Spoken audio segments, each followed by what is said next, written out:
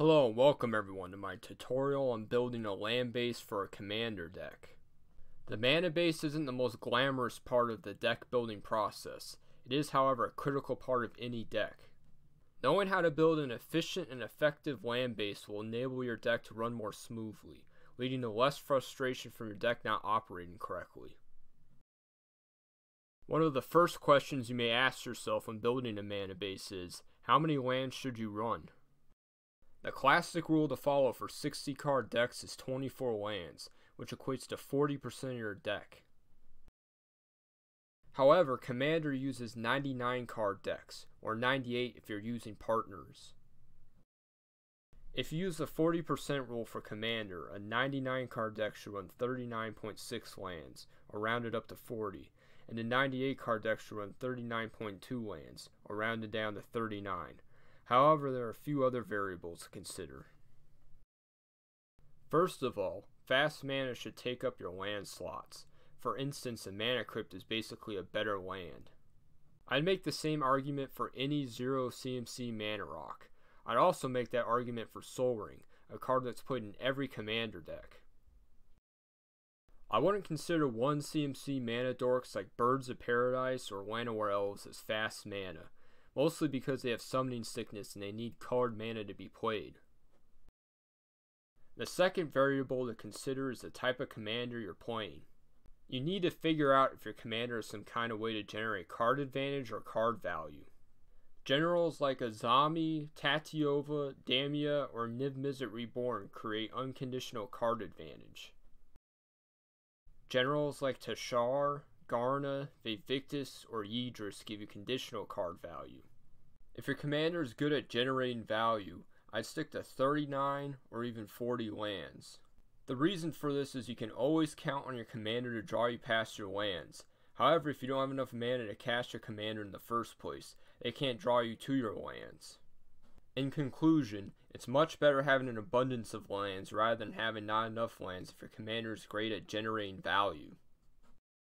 My general rule is if you have an opening hand with 6 lands that have all your colors and Sol Ring, and that hand is keepable, then you should definitely run 39 or even 40 lands.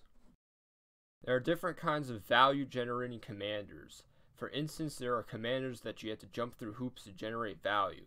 A good example is Muldrotha the Gravetide. By himself, he's useless. He needs other cards in your graveyard to be utilized properly.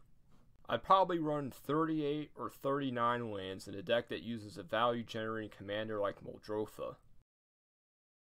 For a typical commander that doesn't have card advantage on them, being land flooded is a death sentence, just as much as being land screwed, so I'd probably run 38 or 37 lands in those decks.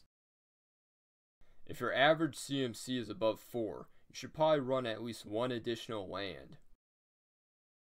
If your commander has a high CMC, so 6 or more, you might want to consider running an additional land. And if your commander has a low CMC, so 2 or less, you might want to run 1 less land. Here's a table you can use to determine how many lands you should run. I'll run you through the table using Muldrotha as an example. You'd start off with 40 lands. If you use partners, subtract 1 land. For each fast mana in the deck, subtract 1 land. If your commander is an unconditional value generating commander, add an additional land. If your commander is a conditional value generating commander, add 0 land. If your commander is a non-value generating commander, subtract 1 land. If your average CMC is above 4.0, add an additional land. If your commander costs 6 or more, add an additional land. If your commander costs 2 or less, subtract 1 land. I think one of the biggest mistakes many commander players make when constructing their deck list is they don't put enough lands in their deck. I see many casual decks running less than 36 lands, which should never be the case, unless they're running a ton of fast mana, which is something most people don't use much of in casual decks. Now I'll go over land-based construction for monocolored decks, and make my way up to 5-color decks. since certain lands work better in certain decks. Monocolor decks are the simplest land base to build. You're obviously going to jam a ton of basics in the deck, or snow covered basics if you have snow synergies in your deck. Snow lands work best in monocolored decks, since you can play more basics than multicolored decks. You might also want to run snow basics if you're planning on using extra planar lands. An important question to ask yourself is, what utility lands do you want to use in the deck, and how many should you use? You obviously don't want to run all utility lands and no basics, so what is the right balance between the two? Personally, I'll only use utility lands that have great synergy with the deck. You shouldn't slap in any old utility land just because you're playing monocolored. Here are some utility lands you should consider running in your decks. Myriad Landscape is a good way to ramp in non-green decks. I'd only play it in monocolored decks since it only searches up 2 of the same type of land. Ancient Tomb is an excellent land that goes in most decks, and is especially good in monocolored decks, since tapping for only colorless isn't a big deal for monocolored decks. Command Beacon negates commander tax for your general one time by cheating it into your hand at the cost of sacrificing the land, and it only tapping for colorless mana. Highmarket is an efficient and effective sacrifice outlet attached to a land to protect your creatures from exile effects, or it can be used to sacrifice your creatures so you can later recur them from the graveyard.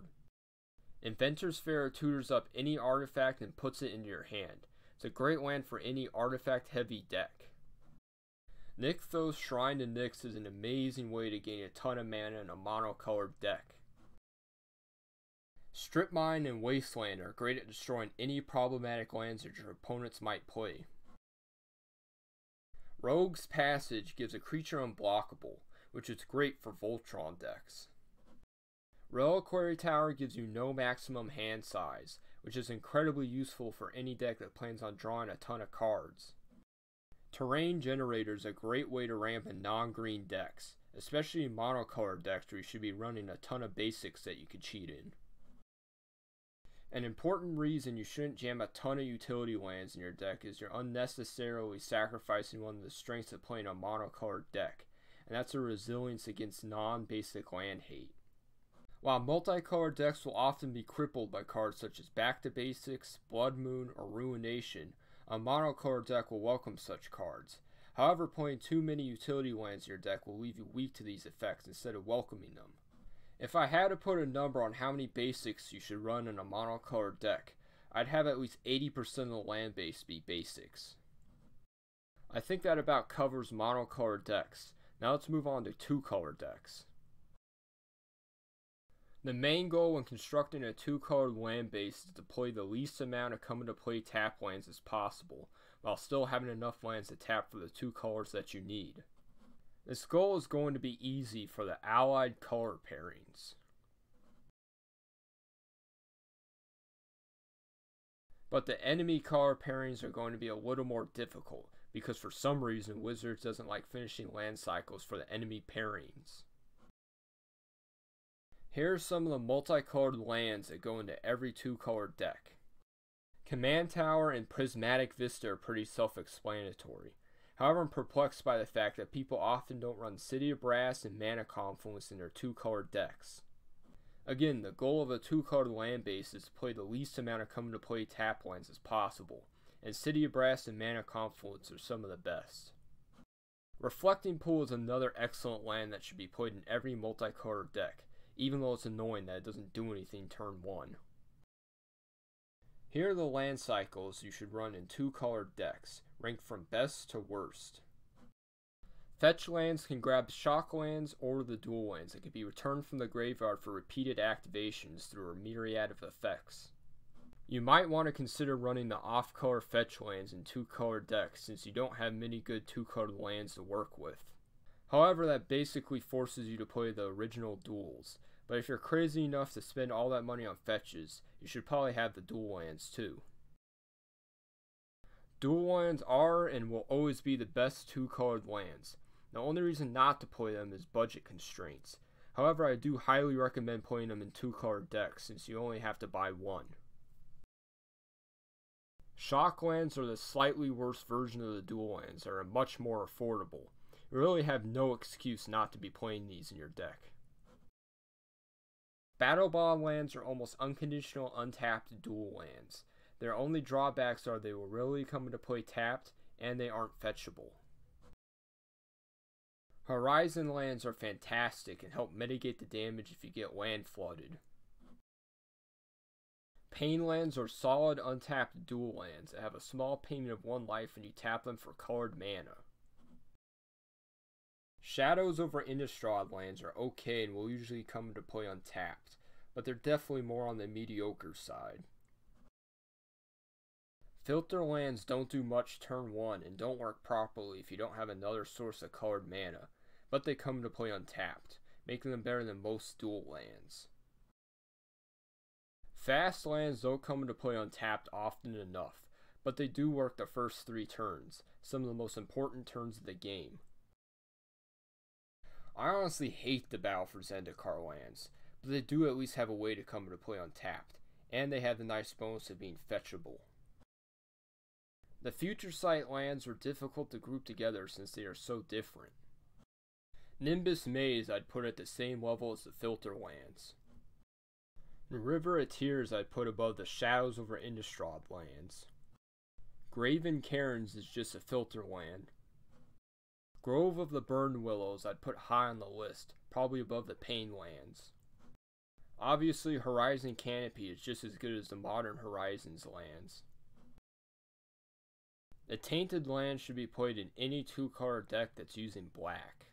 Between the lands I mentioned before and these land cycles, this should be enough to give you access to the colors you need, while not having to play Enters the Battlefield tap lands. The rest of your land base should be filled up with basics and maybe a couple of synergistic utility lands. Now let's move on to 3-colored land bases. 3-color decks have a much larger range of lands available to them in each cycle, often 3 times as much. Therefore, you can be much more picky with the land cycles you put in your deck. Obviously, Command Tower, Prismatic Vista, City of Brass, Mana Confluence, and Reflecting Pool should be played in all 3-color decks, since they are even better in 3-color decks than 2-color decks. An additional land that I'd play in 3-color decks is Exotic Orchard. This card is often a redundant Command Tower, and should at least be an untapped dual land, which is still incredibly powerful. Since you're playing 3 colors, you only have to use a couple of the land cycles. These are the ones I'd recommend using. Fetch lands, dual lands, shock lands, battle bond lands, horizon lands, and pain lands. The other land cycles are completely unnecessary for any deck running 3 or more colors. The rest of the deck's mana base should be basics and maybe 1 or 2 utility lands, since you really don't want lands that produce colorless mana clogging up your mana base. Now let's discuss 4 and 5 color decks, since they both follow similar land-based designing principles. The main goal of a 4 or 5 color deck is making sure to have as many lands that give you access to as many colors as possible. Here's some great lands for 4 and 5 color decks that tap for every color. Command Tower, City of Brass, Mana Confluence, Reflecting Pool, Exotic Orchard, Forbidden Orchard, and Tarnished Citadel. The rest of the mana base should be fetch lands, shock lands, and if you can afford them, original duels, with maybe a couple of basics if you want to run Prismatic Vista, or if your deck is much more focused on one color. You should never run any lands that only produce colorless mana. Unfortunately, 4 and 5 color land bases are incredibly expensive, and is the main reason I've never made a 4 or 5 color deck. If you want to make a budget version of the land base, the deck is simply going to be too slow, since you're forced to play too many Enters the Battlefield tapped lands. The unfortunate fact is 4 and 5 color decks need all the fetch lands to operate properly, which is incredibly expensive. A great question is, how many of each color mana should I have in my mana base? To answer this question, you'll need to do a bit of math. This process can be used for any format, not just Commander. Personally, I use this equation when determining my land base during sealed or draft events. Step 1. Count your mana symbols. Step 2. Find the percentage that each color takes up in your deck. You do this by adding your mana symbols together, then dividing each color by that number. Step 3. Determine the amount of lands you need to work with. You do this by taking the number of lands you are running and subtracting 1 from that number for each land that taps for all the colors that you are using, and subtracting 1 for each land that only taps for colorless mana. This includes lands that tap for both of your colors in a 2-color deck. Step 4. Figure out the number of lands you need to run per color. You do this by taking the percentages in Step 2 and multiplying them by the number you got in Step 3. Step 5. This step is only necessary if you're running 3 or more colors, so if you're running 2 colors, skip to Step 7. In this step, you want to subtract out dual lands and tri-lands. You do this by subtracting 0.5 for each color a dual land taps for, and 0.33 for each color a tri-land taps for, from the numbers in Step 4. Step 6. Find out your new total amount of basics you need to have in the deck. You do this by subtracting out the dual and tri-lands from the number in Step 3. Step 7. You need to round up the numbers and see if they match the total lands that you need. In our example, 12 plus 8 plus 6 equals 26, which obviously doesn't equal 25. So you need to look and see which number rounds up the least, which is 5.5. So instead we'd round down to 5/4. The final number of basics in our example are 12 plains, 8 mountains, and 5 forests. Your land base should now reflect your ratio of mana symbols in your deck. I'm hoping that this goes over everything that you need to know about building a land base in Commander. If you have any questions, be sure to put them in the comments section below, and hopefully I can answer them. I'd also appreciate it if you smash that like button and subscribe, and thank you for watching.